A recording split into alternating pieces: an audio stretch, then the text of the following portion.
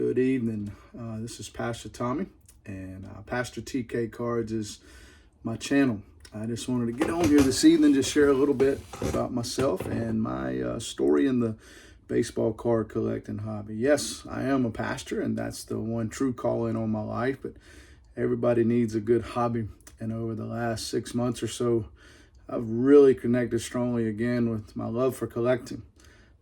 For those of you that know me in real life, yes, I am a baseball card collector, and I started collecting back in 1981. I was 8 years old, and I'll share a little bit about that story at the end when I show you a couple of my favorite cards. But then sometime in 1982, my dad moved to his first pastorate, and one of the deacons, his son, had a cigar box of some nice vintage cards from 1962 to 67. It's only about 60 cards, but man, it was mostly stars and some Hall of Famers, and it was just so cool to learn about the history of baseball and some of the great players that had played before my lifetime through those cards. And it just kind of hooked me pretty strong. There was I remember a 1962 Mantle and a 67 Mantle and a 64 Pete Rose Rookie Cup, and I still have incredible fond memories of those cards. I collected steady all the way till 1999 when I was planning to go to seminary, and at the time I really felt like I was going to be leaving and going overseas and serving the Lord as a missionary in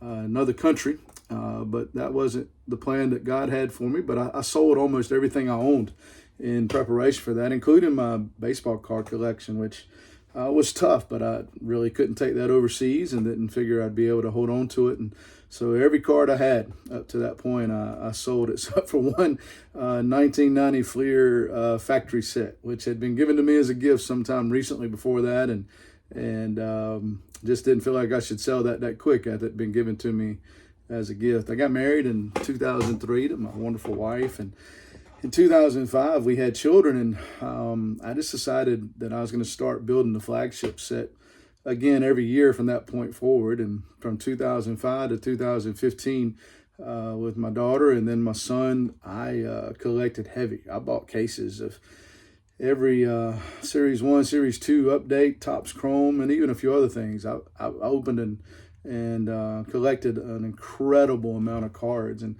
back then I could open a case and keep my set and keep my Phillies, that's my team, and sell nearly everything else on eBay. And most of the time I really back then broke even or even made a little profit. I had me a nice little nest egg that I would buy cards from and sell cards, and did that for about a decade and loved it. But eventually the kids got older and they weren't quite as interested, and my time got tighter, and it was just a lot more fun to watch them play baseball or sports instead of collecting baseball cards. And so at that time, I just kind of set it aside and didn't do much with it, just all in 3 or 4 row boxes up in the closet in my bedroom. But then in 2019, we were moving from where we lived in Fort Worth, Texas, Burleson, Texas, to where I serve now as a pastor in the state of Louisiana. And man, I wasn't just really in love with the hobby right then. And so I tried to sell, and I did sell a few things I wish I hadn't have sold, but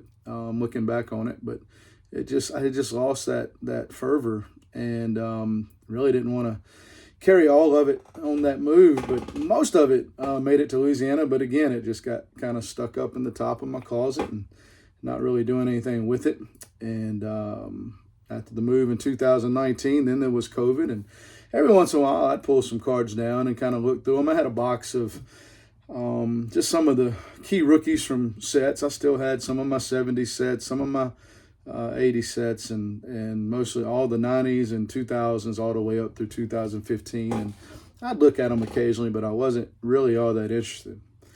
And then the kids have grown. They're off in college now, and I'm still incredibly busy as a pastor. There's certainly more than enough to do every day, but man, I was just sitting around one day, just relaxing, watching a YouTube video, and an episode of Chasing Cardboard came on.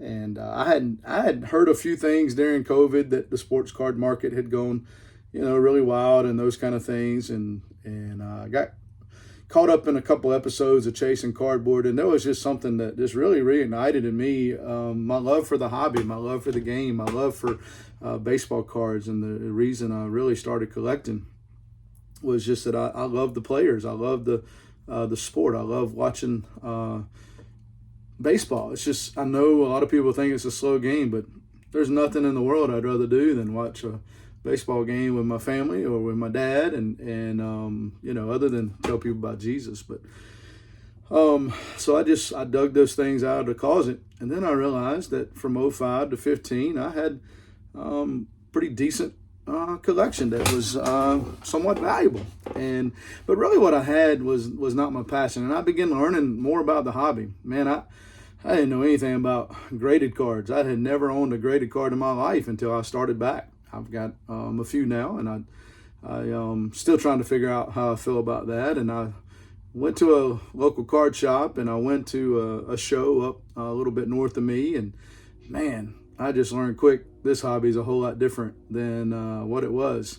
I thought, well, I used to buy cases and sell the cards, and then I got to looking at the prices of cases. I thought, yeah, I don't know if I'm going to do that or not. But I finally just settled in and thought, you know what my greatest love is just building sets and building vintage sets especially. And so I just kind of dug in and thought, all right, it was 2025. I'm going to build the 25 set. I'm going to build the 2015 set. I'm going to build the 2005 set, or I already had that one. I'm going to start on the 1975 set. And so I had never put together the 1975 set. I had done a 73 set and a 76, 77, 78, 79, but I'd never done the 75 set. And honestly, I didn't really back then like the look of the cards, but I've really grown to love that set. But that's an aside. And so I just started digging into the hobby again, started selling some of the stuff I had.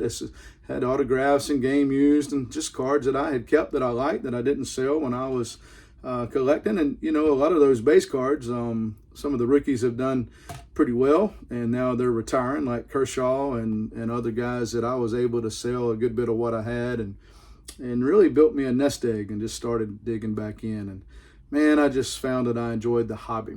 And so I got onto YouTube and just started watching some guys, and really just found myself leaning into the guys that were talking about the old players and the vintage sets, baseball collector. And obviously anytime a new episode of Chasing Cardboard dropped, I was watching it. And I can't deny I still like ripping product. I like to open product, but normally I'm opening a product that is going to be something that I'm going to build the set anyway.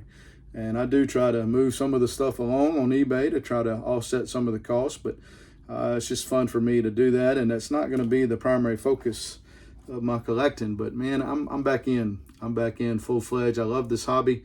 It brings me just a joy just to spend time with the cards and sorting the cards, and there's something about completing a set that just is important to me and fulfilling to me. And I'll look through some of those players. And so one of my goals is to complete every Topps base set from 1973 through the rest of my life, probably, if I maintain this type of enjoyment of the hobby. And why do YouTube content? Why would you get on here and talk about your cards? And it's the same reason that all the guys that I watch, I'm subscribed to about, 12 or 15 channels, and I watch them because I enjoy hearing them talk about their cards, and I want to talk a little bit about my cards. I really have seen that I've really seen that there is a genuine community on YouTube that I really just kind of want to be a part of. Some of you have been kind to me and reached out to me, and I've done a trade or two with folks, and I've commented here and there, and it seems like just a really nice community. Maybe a community that needs a chaplain, a Pastor TK to be a chaplain. I don't know, but certainly be glad to serve in that way as well. But just folks to talk about and to just share just the joy of this hobby. And so I'm hoping just to be able to share with you a few things that I'm collecting, share some of my goals, share some of the joys I have, share some of the things that I'm chasing, and continue to see and to hear about your collection, but to share with you some about my collection. And so I hope you'll just come back around and say hello, introduce yourself, let me know about your channel. I'd be glad to check it out. And like I said, I'm primarily a vintage guy, but I'm going to build the Topps flagship set every year. I don't see anything keeping making that change, Series 1, Series 2, and update. I'm probably going to open a decent amount of product. I probably won't open it on the channel because I just really like opening it with my family and just taking my time. And those videos, if I showed those would be entirely too long. I like guys that open up stuff quick and show the cards and just show me what it's like. I'll tell you, one of my favorite guys that opens product on YouTube is a guy, his channel is Western New York Cards. He is just really a good guy, always positive, and just really enjoys the hobby. He can get a $1,000 card, and yeah, he's excited, but he'll get a guy that he's personally collected, and I think he's just as excited over that. He just really enjoys the hobby, and so I like watching him. But I don't think I'll be doing those types of videos, but I will just share how my set building's going, where I find joy in the hobby. I'm going to be positive. I seriously doubt you ever hear me doing any rants. I just want to participate in this community. I want to encourage other collectors, and I do. I want to just be a part of just the camaraderie. There's not a lot of collectors around me that I know of, but doing videos like this, I'm sure it'll probably help me find some folks in the local area that collect, and I can join a community that's even more local as well. So if you know me already and you collect sports cards and you didn't know your pastor collected sports cards or the pastor in town collected sports cards, I'd love to share the joy of that hobby with you. And so I'm going to just leave it at that for now, but look forward to just hearing from some of you. I'd love to see your comments. What's your goals in collecting? I'm going to be sharing more of mine in the days ahead. But if you'll just introduce yourself, and I look forward to get to know as many of you as possible. I'm going to turn the camera around and just share a little bit more of my story and a couple cards that's been kind of fun for me in the last couple of days. And then I will call it an end to the video. Thanks for listening. All right. And I wanted just to show you a couple things that has been fun for me in the last week. Like I said, I'm a top set builder. My name on YouTube used to be Tops Man, but I figured if I'm going to start posting content, I might get in trouble for that, so I changed it to PastorTKCards. And I really wanted you guys to know what was most important to me in my life. It's not the hobby as much as I love it. It's my walk with Jesus. And I'm not going to preach to you all the time on here, but man, I'm a preacher, and preachers preach. But I really just want to show you a couple cards and just explain what I enjoy. I like ripping product, but I never get into breaks. I don't buy into breaks. It just feels too risky to me. I buy stuff where I'm trying to build the set. And so this past week was the release of 2026 Topps Series 1. The new series of the new set came out, and man, I always love that. And so I opened a few jumbos of that, and I've got a couple more hobby boxes that I'll open in the days ahead. But I want to just show you a couple of the cards I pulled, the nicer hits I got. This is a Bubba Chandler, the new rookie for the Pittsburgh Pirates. He's a pretty popular guy, and pulled his autograph 1991 Topps parallel insert, numbered there to 30 out of 50. That was a good hit. But really, I pulled the most valuable card that I've ever pulled out of a pack, and it was this Jack Caglione rookie card, own card autograph from the Kansas City Royals, and that's the orange foil, rainbow foil. That's numbered 4 to 25. I've actually sold both of those on eBay already because I keep most of my Philly stuff, and I'll tell you, in the same pack I pulled that Caglione, I pulled a Billy Williams Hall of Fame autograph, which was a really cool autograph. I actually like that one better than the Caglione, but also pulled just a $5 Trey Turner game use. And as a Phillies fan, man, that was more exciting to me than the Caglione. Now, the close to $1,000 that the Cagliones just sold for tonight on eBay is more exciting to me than the $4 value of a Trey Turner card. But that Trey Turner card will be in my collection until Trey Turner's no longer a Philly, or until I'll probably even keep it then because he's just one of my favorite players as a Philly. And so, but just a little bit more backstory, and man, it's going to be a long video, but I started collecting in 1981, and my story in baseball and why I enjoy baseball, it really started in 1980. I was playing Little League, and I loved the position of third base. I mean, I had more of a second baseman arm for sure, but I enjoyed the position of third base, and so the third baseman became my favorite players. And if you'll remember back in 1980, the two teams in the World Series were the Kansas City Royals and their great Hall of Fame third baseman, and the Philadelphia Phillies.